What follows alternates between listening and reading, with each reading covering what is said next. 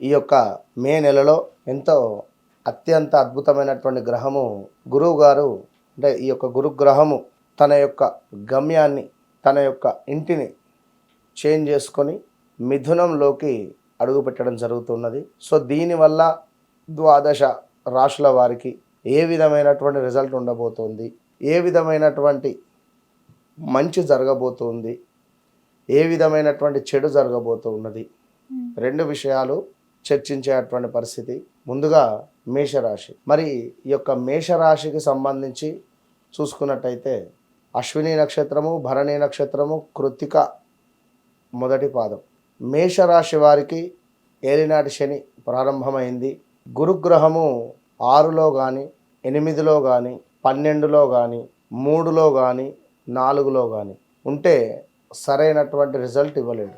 జరగబోయే కొంత చెడును మాత్రం తప్పకుండా కూడా మీరు ఆహ్వానించాలి. చెడును ఆహ్వానించడం ఏమిటి అంటే, గత 2.5 సంవత్సరాల నుండి అద్భుతమైనటువంటి మంచిని ఆస్వాదించారు మేషరాశి వారు. చాలా ఎంజాయ్గా అద్భుతమైనటువంటి జీవితాన్ని గడిపారు.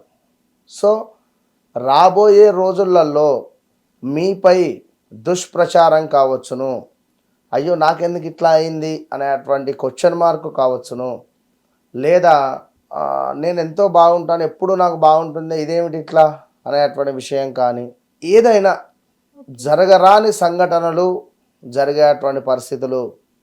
అందులో ఒకటి, మీరు ఎంతగానో నమ్మిన వ్యక్తుల నుంచి మీకు వెన్నుపోటు. రెండవది, మీ బంధువుల నుంచి మీకు మాటలు రావడం, మిమ్మల్ని తిట్టడం కావచ్చు, మీరు వినకూడని మాటలు వినడం, చూడొద్దు అనుకున్న వ్యక్తులను చూడడం జరిగే పరిస్థితి. ఒకటే కంచంలో తిన్నటువంటి ఫ్రెండ్స్ కూడా గొడవలు పడేటువంటి రోజులు. జాగ్రత్తగా ఉండండి. మేషానికి రాహువు 11వ భావం అవుతుంది. 11వ భావము అంటే లాభస్థానం. ఏ పని చేసినా ఎక్సలెంట్గా ఉంటుంది. సో రాబోయే 3 సంవత్సరాలు గురుబలం లేదు కావచ్చును, రాహుబలం ఉంది కదా. శని మిమ్మల్ని ఇబ్బంది పెడుతున్నాడు కావచ్చును, అయినా రాహుబలం ఉంది కదా. సో బ్లాక్ను అవాయిడ్ చేస్తూ ప్రతిరోజు గంధము బొట్టును పెట్టుకుంటూ, లేదా బ్లూ కలర్ సింధూరం దొరుకుతుంది, బ్లూ కలరు ఆ బొట్టును ధరిస్తూ ఉన్నా కూడా కొంతమేర అనుగ్రహం అనేటువంటిది ఉంటుంది. కనుక మేషరాశికి ఓవరాల్గా ఎక్సలెంట్గా ఉంది అంతే.